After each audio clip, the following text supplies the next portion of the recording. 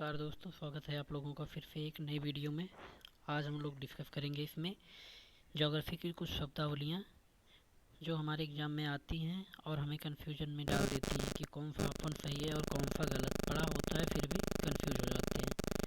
तो आज हम लोग उसी के बारे में डिस्कस करेंगे और क्लियर डिस्कस करेंगे, उसमें कोई दिक्कत नहीं होगी और आसानी से आप लोगों को याद भी हो जाएगा। तो इसमें पहला दिया गया है क्वेश्चन, ऐसा देश जो चारों ओर भूमि से घिरा हो। ऐसा देश जो चारों ओर भूमि से घिरा हो उसे क्या कहते हैं? उसे क्या कहते हैं? ऑप्शन सी यानी स्थल अवरुद्ध देश।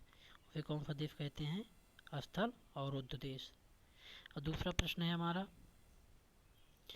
दो बड़े देशों के बीच छोटा देश क्या कहलाता है? दो बड़े देशों के बीच छोटा देश क्या कहलाता है? जैसे दो बड़े देश हैं, उनके बीच छोटा देश क्या कहलाता है? तो कहलाता है बफर। क्या कहलाता है? बफर। वो बफर कहलाता है। जैसे मंगोलिया, ये हमारा बफर कंट्री है। मंगोलिया हो गया, कजाकिस्तान, लाओस, हमारा भूटान, नेपाल, मंगोलिया, ये सब क्या हो गया? बफर कंट्री हैं। जैसे कि उधर चाइना है और इधर इंडिया है, बीच में नेपाल है, तो बफर कंट्री हो गया। तो तीसरा क्वेश्चन है, हम देखते हैं तीसरा क्वेश्चन,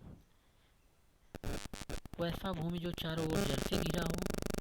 जो चारों ओर जल से घिरा हो, ऐसी जमीन, ऐसी भूमि, उसे कहते हैं हम लोग द्वीप। उसे क्या कहते हैं? द्वीप। अगला प्रश्न है, सबसे बड़ा द्वीप समूह कौन सा है? यानी द्वीपों का समूह जहाँ छोटे छोटे द्वीप हों, ऐसा समूह, द्वीप समूह सबसे बड़ा कौन सा है हमारा? इंडोनेशिया। पहला ऑप्शन अफ्रीका, दूसरा इंडोनेशिया, तीसरा एशिया, चौथा मंगोलिया। तो ऑप्शन बी इंडोनेशिया सही ऑप्शन है। अगला प्रश्न है हमारा, बहुत बड़े क्षेत्र जो चारों ओर जल से घिरे हों उसे क्या कहते हैं? यानी छोटा क्षेत्र नहीं, यहाँ देखो छोटा क्षेत्र था लेकिन यहाँ बड़ा है। यहाँ क्या है? बड़ा क्षेत्र है। तो बड़ा क्षेत्र जो चारों तरफ जल से घिरा हो उसे क्या कहते हैं हम लोग? उसे महाद्वीप कहा जाता है।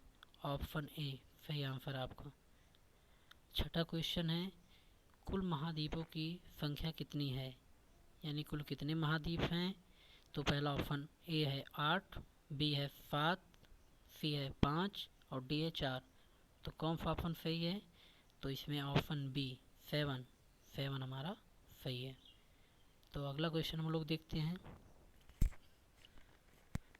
तो अगला प्रश्न है, किस महाद्वीप का स्पष्ट किसी महाद्वीप का, जैसे हमने बताया महाद्वीप जो हमारा होता है बहुत बड़ा भाग जो चारों तरफ जल से घिरा हो, किसी महाद्वीप का कटा हुआ स्पष्ट भाग क्या कहलाता है? तो हमारा कहलाता है उप महाद्वीप। क्या कहलाता है? उप महाद्वीप। जो कटा हुआ भाग होता है उसे क्या कहते हैं? उप महाद्वीप। तो अगला प्रश्न हम लोग देखते हैं। आठवां प्रश्न क्या कहता है हमारा, इसमें कौन सा देश भारतीय उप महाद्वीप में नहीं आता? तो पहला ऑप्शन है ए भारत, दूसरा है पाकिस्तान, तीसरा है नेपाल, चौथा है भूटान और पांचवा है श्रीलंका। तो कौन सा नहीं आता भारत के उप महाद्वीप में? तो श्रीलंका नहीं आता। बाकी भारत तो ही है, पाकिस्तान, नेपाल, भूटान आएंगे, केवल श्रीलंका नहीं आएगा। अगला प्रश्न है हमारा, तीन ओर जल से घिरा सबसे छोटा क्षेत्र क्या कहलाता है? तीन ओर जल से घिरा सबसे छोटा क्षेत्र क्या कहलाता है? हमारा पहला दिया गया ऑप्शन ए प्रायद्वीप, दूसरा अंतरीप, तीसरा सोता, चौथा खाड़ी। तो इसमें हमारा बी ऑप्शन अंतरीप, हमारा ऑप्शन अंतरीप सही आंसर है। अगला प्रश्न 10वां हम लोग देखते हैं, तीन ओर जल से घिरा हो और बहुत बड़ा क्षेत्र हो। अभी तो हमने क्या कहा? छोटा क्षेत्र लेकिन बहुत बड़ा क्षेत्र हो, तीनों ओर जल से घिरा हो और बड़ा क्षेत्र हो। तो पहला ऑप्शन है हमारा दिया गया है प्रायद्वीप, दूसरा अंतरीप, तीसरा बाइट, चौथा खाड़ी। तो इसमें सही आंसर हमारा क्या है? आप लोग बताइए। इसमें सही आंसर हमारा है प्रायद्वीप। क्या कहलाता है? प्रायद्वीप। और हमारा भारत भी एक प्रायद्वीप है। भारत भी एक क्या है? प्रायद्वीप है, क्योंकि वो तीनों तरफ, नीचे क्या है? हिंद महासागर, अरब की खाड़ी, बाईं तरफ हमारे अरब की खाड़ी है और दाएं तरफ हमारा क्या है? Pacific ocean. तो हो गया 10वां क्वेश्चन। अब 11वां क्वेश्चन हम लोग देखते हैं। 11वां क्वेश्चन क्या है, सबसे बड़ा प्रायद्वीप अरब प्रायद्वीप है, इस पर कितने देश हैं? सबसे बड़ा प्रायद्वीप अरब प्रायद्वीप है, इस पर कितने देश हैं? पहला ऑप्शन है 5, दूसरा है 6, सी ऑप्शन है 7, डी ऑप्शन है 8। तो कितने प्रायद्वीप हैं? ओ सॉरी, प्रायद्वीप की कितनी कंट्री हैं? 7। कितनी कंट्री हैं? 7। सेंट्रल एशिया में और मध्य एशिया के देश हैं ये हमारे। अगला प्रश्न है हमारा, अगला प्रश्न हम लोग देखते हैं। अगला प्रश्न क्या दिया गया है? सबसे बड़ा प्रायद्वीप अरब है, इसको देख लिया हमने। अगला है जल का बहुत बड़ा